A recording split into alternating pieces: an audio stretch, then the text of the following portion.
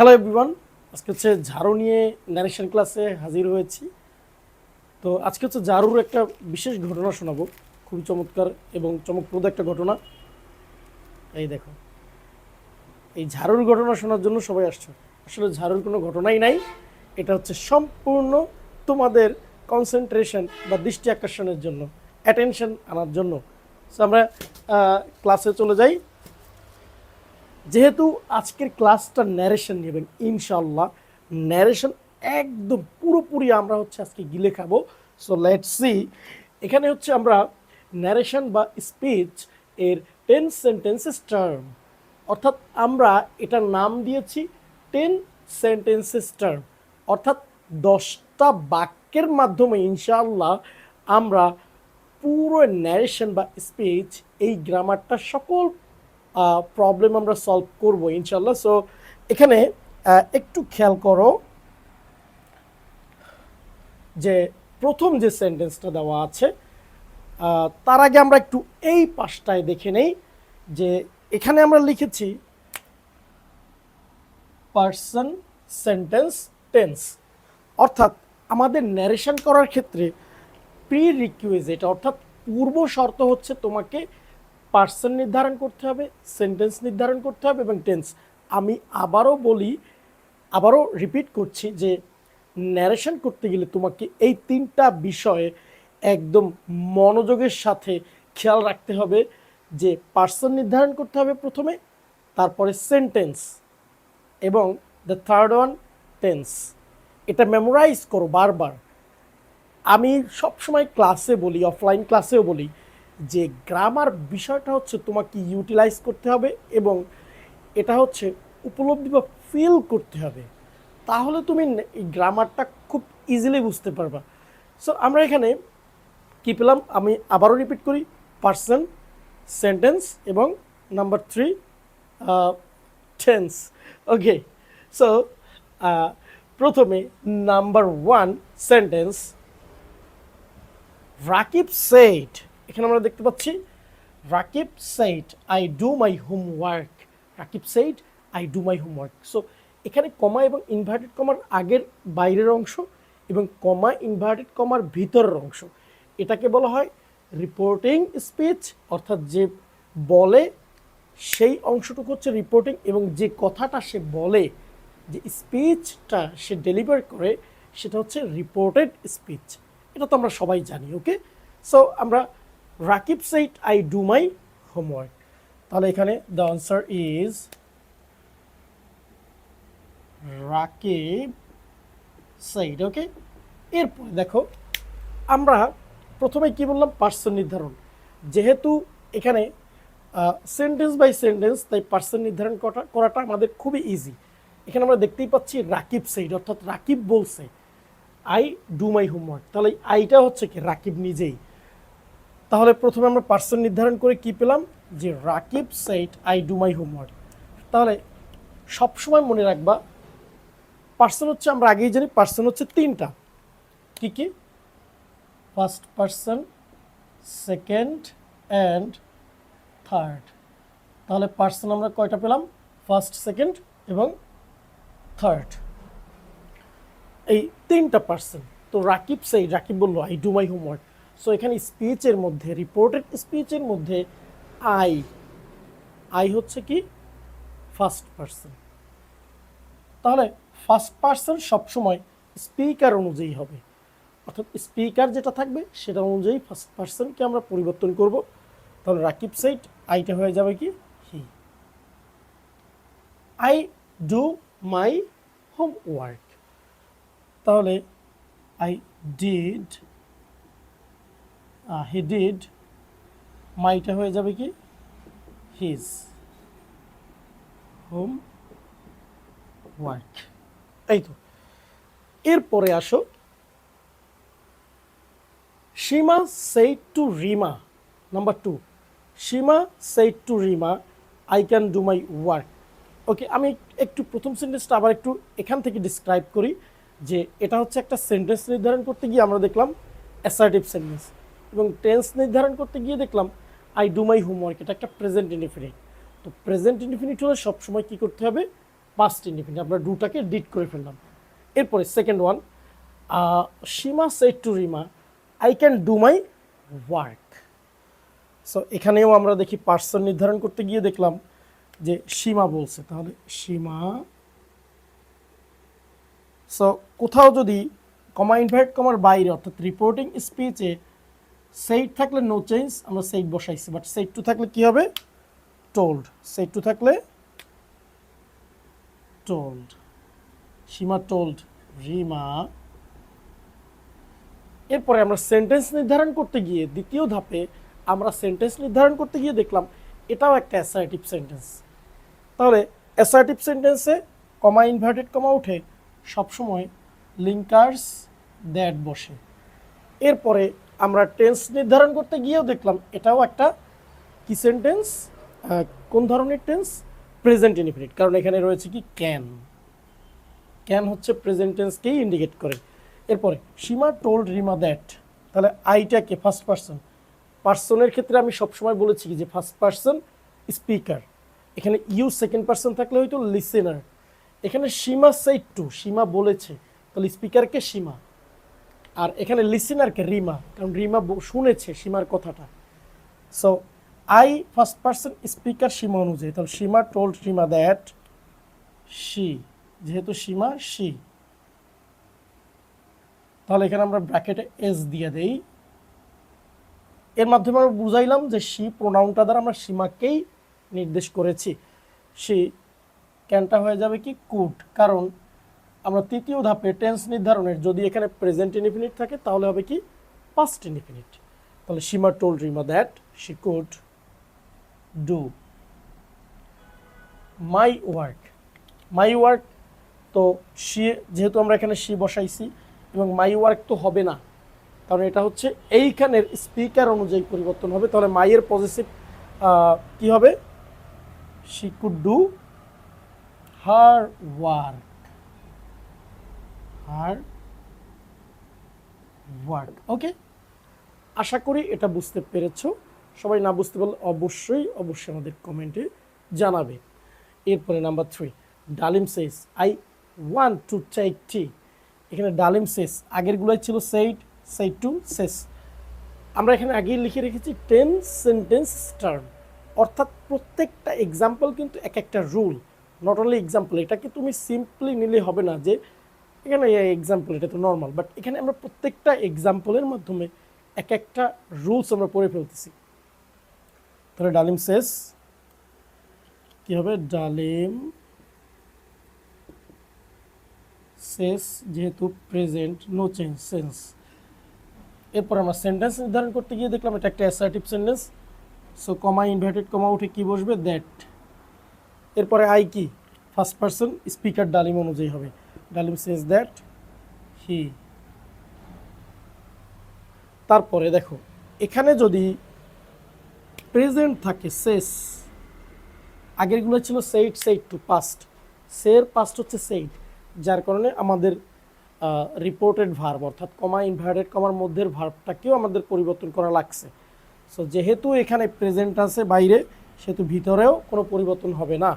Just ডালিম says that he, যেহেতু present টেন্সে রেখেছি আমরা, তাহলে ওয়ানটা কী হয়ে যাবে? ওয়ান্টস, একটা এস যুক্ত হবে, টু থ্রি থ্রি। ওকে, এরপরে number 4, she said to her father have you brought a pen for me. She said to her father have you brought a pen for me. এখানে সে তার বাবাকে জিজ্ঞেস করেছে তুমি কি আমার জন্য কলম এনেছো। তাহলে এটা কি? প্রথমেই দেখলাম পার্সন, পার্সন নির্ধারণ করতে গিয়ে আমরা দেখলাম সে, আমরা এখানে person she said to her father, তাহলে দুইজনকে পেলাম। তাহলে আমরা এটা লিখি শি, এরপরে সেড টু। আমরা দ্বিতীয় ধাপে অর্থাৎ সেন্টেন্স নির্ধারণ করতে গিয়ে দেখলাম যে স্যার এটা একটা ইন্টারগেটিভ সেন্টেন্স। ওকে ওকে ব্রো, এটা হচ্ছে কি একটা ইন্টারগেটিভ সেন্টেন্স। তাহলে ইন্টারগেটিভ সেন্টেন্স সেড টু এর পরিবর্তে কি হবে? Always asked. ইন্টারগেটিভ সেন্টেন্স কীভাবে বুঝতে পারছি আমরা? এখানে একটা কোশ্চেন মার্কস আছে এবং অক্সিলারি ভার্ব দিয়ে শুরু হয়েছে। সবসময় যে অক্সিলারি ভার্ব দিয়ে শুরু হবে এমনটাও না, কারণ আমরা জানি ইন্টারগেটিভ সেন্টেন্স দুইভাবে হয়, হয় অক্সিলারি ভার্ব অথবা WH ওয়ার্ড। এটা হচ্ছে অক্সিলারি ভার্ব দিয়ে শুরু হয়েছে। তার শি আক্সড, সেড টু এর পরিবর্তে কি বসাইলাম? আক্সড। Her father, her father, comma inverted comma উঠে কি দ্যাট বসবে? না, কারণ এটা একটা ইন্টারগেটিভ সেন্টেন্স, আর ইন্টারগেটিভ সেন্টেন্সে কখনোই কমা ইনভার্টেড কমা উঠে দ্যাট বসে না। যদি এখানে অক্সিলারি ভার্ব দিয়ে শুরু হয় তাহলে ইফ, আর WH ওয়ার্ড দিয়ে শুরু হলে কি? তাহলে WH ওয়ার্ডটাই স্থির থাকবে। আমরা এখানে আবার একটু খেয়াল করি যে সেন্টেন্স নির্ধারণ, এই বিষয়টাই আমাদের হচ্ছে সব সময় মেমোরাইজ করতে হবে এবং এটাকেই প্রয়োগ করতে হবে, যে নাম্বার 2 সেন্টেন্স নির্ধারণ। তো এটা যেহেতু ইন্টারগেটিভ সেন্টেন্স এবং অক্সিলারি ভার্ব দিয়ে শুরু হয়েছে, তাহলে কি হবে? ইফ। এরপরে দেখেন এখানে সাবজেক্ট আছে ইউ, সেকেন্ড পারসন।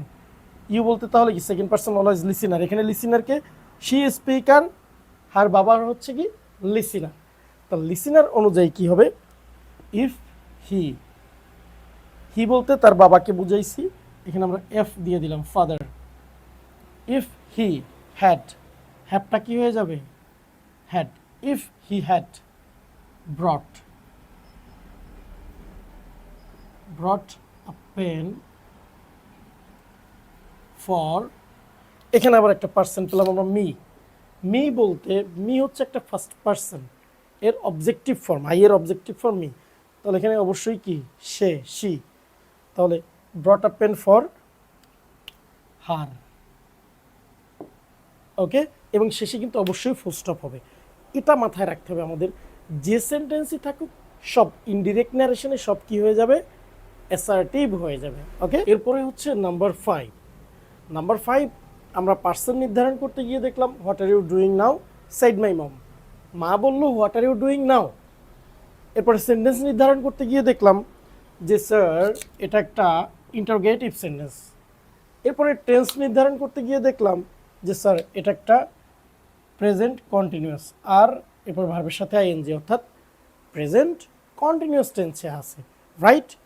তাহলে আমরা এটার আনসার করি। প্রথমে হচ্ছে মাই মম, তাহলে আমরা মাই মমটাকে আগে নিয়ে আসলাম। মাই মম সেইড, সেইডের পরিবর্তে কী হবে? আক্সড, কারণ এটা একটা ইন্টারোগেটিভ সেন্টেন্স, আর ইন্টারোগেটিভ সেন্টেন্সে সেইড, সেইড টু আল্লাহর দুনিয়ার যাই থাকুক আমরা কি দেব? আক্সড, ওকে, মনে থাকবে তো? এরপরে মাই মম আক্সড what are you doing now, তাহলে এখানে WH ওয়ার্ড যেহেতু আছে WH ওয়ার্ডটাই বসিয়ে দিলাম, হোয়াট। এরপরে ইউ, সাবজেক্ট আগে নিয়ে আসবো। ইউ বলতে কাকে বুঝাইছে? আমাকে, হোয়াট আই। এরপরে আমরা জানি প্রেজেন্ট কন্টিনিউয়াস থাকলে টেন্স নির্ধারণ করতে গিয়ে দেখলাম যে যদি প্রেজেন্ট কন্টিনিউয়াস থাকে তাহলে আমাদের করতে হবে কি? Past continuous. তো আমাদের এটাও জানতে হবে টেন্স কোনটা থাকলে কোনটা হবে, এটা আমরা দেখাবো। So my mom asked what I was, আরটা হয়ে গেছে কি? Was doing. নাও থাকলে কি হয়? ইনডিরেক্ট স্পিচে দেন হয়। তাহলে আমরা এখানে কি পেলাম? My mom asked what I was doing then. Are এর পাস্ট হচ্ছে ওয়ার, বাট এখানে আই যেহেতু সিঙ্গুলার তার কারণে এখানে ভার্বটাও হয়েছে সিঙ্গুলার, সিম্পল। এরপরে number 6, the teacher said to her student stand up. তো এটা আমরা পড়ার মাধ্যমে বুঝতে পারলাম যে এখানে পার্সন পেলাম টিচার এবং স্টুডেন্ট, এবং সেন্টেন্স নির্ধারণ করতে গিয়ে দেখলাম এটা একটা ইম্পারেটিভ সেন্টেন্স, কারণ স্ট্যান্ড আপ আদেশ করেছে, স্ট্যান্ড আপ। তাহলে এখানে আনসারটা কি হবে? দ্য টিচার সেড টু, যাই থাকুক আমাদের এখানে ইম্পারেটিভ সেন্টেন্সটা কোন টাইপের সেই অনুযায়ী হচ্ছে এখানে যে ভার্বটা থাকবে সেটা আমরা বসাবো। তো যেহেতু এখানে টিচার অবশ্যই স্টুডেন্টকে কি করবে? আদেশ দিবে, রাইট? সে তার অনুরোধ করবে না বা পরামর্শ দিতে পারে, বাট এখানে আদেশ করেছে। তাহলে দ্য টিচার অর্ডার্ড। এছাড়াও ইম্পারেটিভ সেন্টেন্সে সেড টু এর পরিবর্তে কি কি বসতে পারে? সেড টু যাই থাকুক, ইম্পারেটিভ সেন্টেন্সে কি কি বসতে পারে এটা একটু কমেন্ট সেকশনে তোমরা লিখে জানাও আমাকে। The teacher ordered her students এখানে স্টুডেন্টস স্টুডেন্টস দিয়ে দেই। তো comma inverted comma imperative sentence কী হবে, কমা ইনভার্টেড কমা উঠে টু হবে অলওয়েজ। ইম্পারেটিভ সেন্টেন্স কী হবে, কমা ইনভার্টেড উঠে to. The teacher order her student to, ভার্বের কোনো পরিবর্তন হবে না, টু স্ট্যান্ড আপ। আমরা জানি ইম্পারেটিভ সেন্টেন্সে ভার্বের পরিবর্তন হয় না, কারণ ইম্পারেটিভ মানে আদেশ কখনোই অতীতকালে হতে পারে না। তারপরেও আমরা আরেকটা বিষয় মনে রাখি, টু এর পরেও তো ভার্বের চেঞ্জ হয় না, এভাবেও মনে রাখতে পারো। এরপরে number 7, mother said to me don't run in the সান। এটাও হচ্ছে একটা ইম্পারেটিভ সেন্টেন্স। সো আমরা একটু লিখি, পার্সন পেলাম mother said to don't run in the সান। এখানে সে কি পরামর্শও দিতে পারে, অর্ডারও দিতে পারে, মা তো অর্ডার দিতেই পারে। তাহলে এখানে আমরা কি দেব বলো, তোমরা একটু জানাও কমেন্টসে যে কি দিতে পারি এখানে।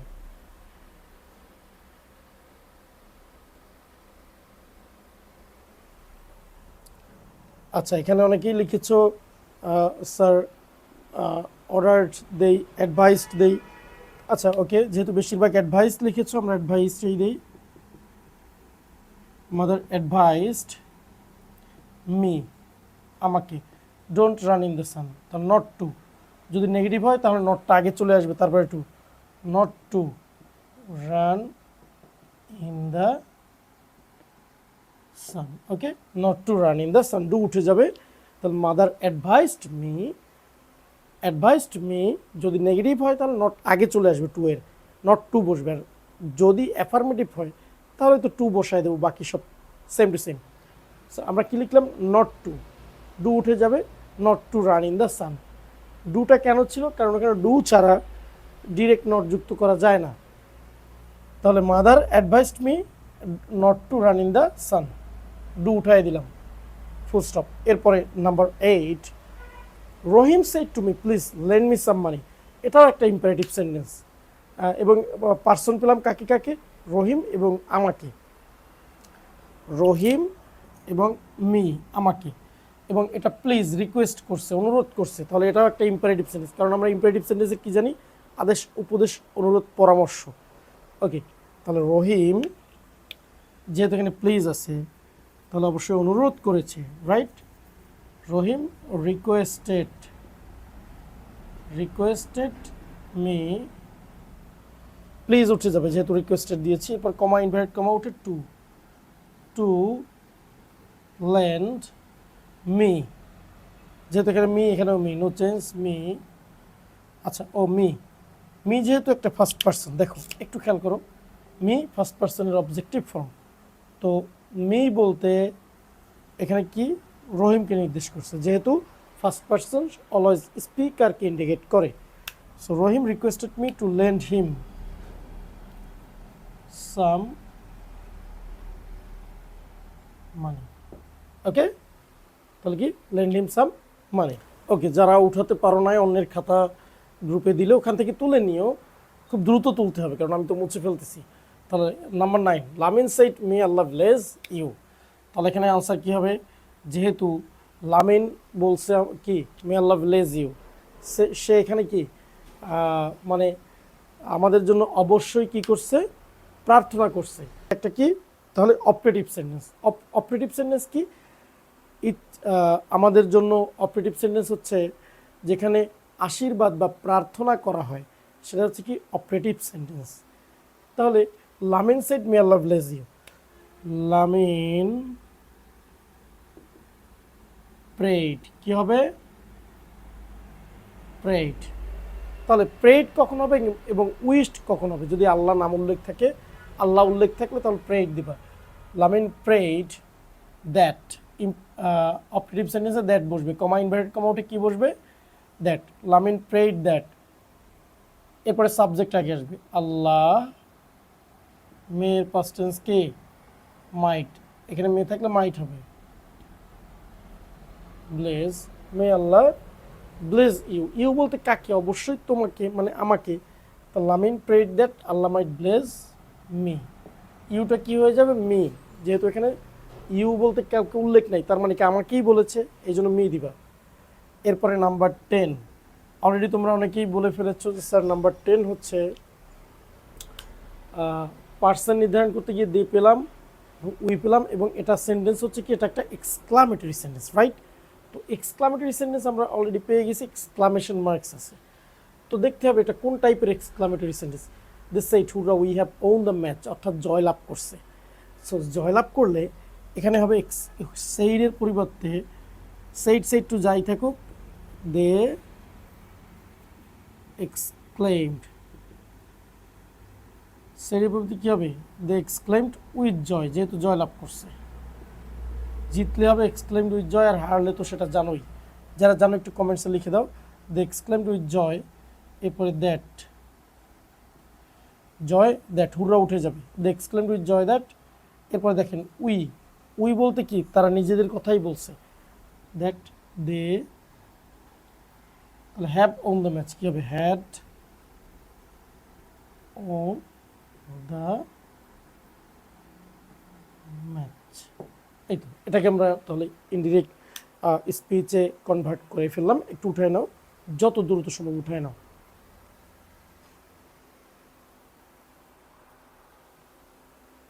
সো এই হচ্ছে আমাদের 10 সেন্টেন্সটা। আশা করি সবাই বুঝতে পারছো। যার যেখানে সমস্যা আছে অবশ্যই আমাকে জানাবে আমার হোয়াটসঅ্যাপে, অথবা এখানে কমেন্টস করে জানাতে পারো। ওকে, থ্যাংক ইউ।